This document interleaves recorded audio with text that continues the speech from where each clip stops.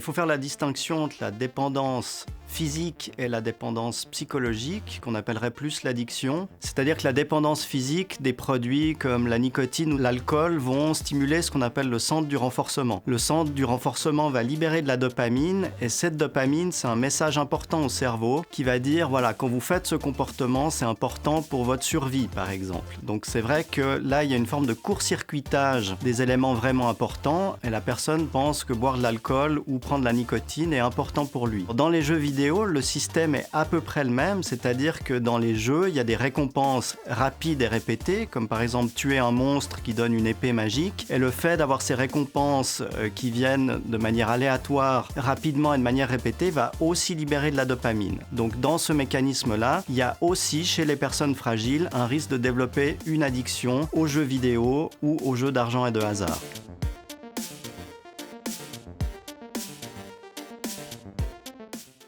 Il faut faire la différence entre une passion et une addiction. C'est clair que des gens peuvent mettre beaucoup de temps et beaucoup d'énergie dans une activité. On imagine quelqu'un qui fait du sport, qui fait du skateboard, qui fait de la musique, du dessin. À ce moment-là, elle va prendre beaucoup d'énergie et beaucoup de temps et ça va être une passion. Mais ce qui est important de dire, c'est que pour l'individu, ça va l'enrichir, ça va aussi profiter à l'entourage, alors que quand on parle d'addiction, il y a un appauvrissement et une souffrance. Les individus vont restreindre leur comportement et le seul comportement qui va prendre le pas, c'est celui de l'addiction. Donc par exemple, la personne va passer des heures sur un jeu ou va dépenser des sommes très importantes dans un jeu au détriment de toutes les activités normales et utiles pour la vie de tous les jours, comme aller à l'école, voir des amis, travailler, etc. Ce qu'il faut savoir aussi, c'est que tout le monde n'est pas égal face au risque de développer une addiction et c'est qu'une petite partie de la population qui est à risque. Et chez ces individus-là, justement, le système du renforcement est plus fragile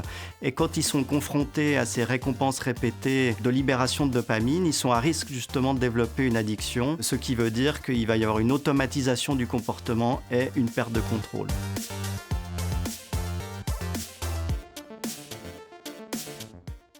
C'est évident que les signaux d'alerte vont dépendre des individus et que les signaux d'alerte vont être variables en fonction du contexte. Pour un individu, par exemple, qui joue à un jeu vidéo, quel sera le signal d'alarme ? C'est de se dire que ce jeu va prendre le pas sur tout le reste. Et dès le moment que ça commence à prendre le pas sur des choses importantes, comme par exemple l'école, les loisirs, la vie sociale, à ce moment-là, ce sera un signal d'alarme. Ce qui est important de dire, c'est que l'individu va pas forcément se rendre compte lui-même que ça devient problématique. Ça peut aussi être l'entourage qui remarque que la personne justement est plus concentrée, s'endort à l'école, ne voit plus ses amis. Donc les signaux d'alerte, finalement, c'est une souffrance de l'individu ou une souffrance repérée par l'entourage.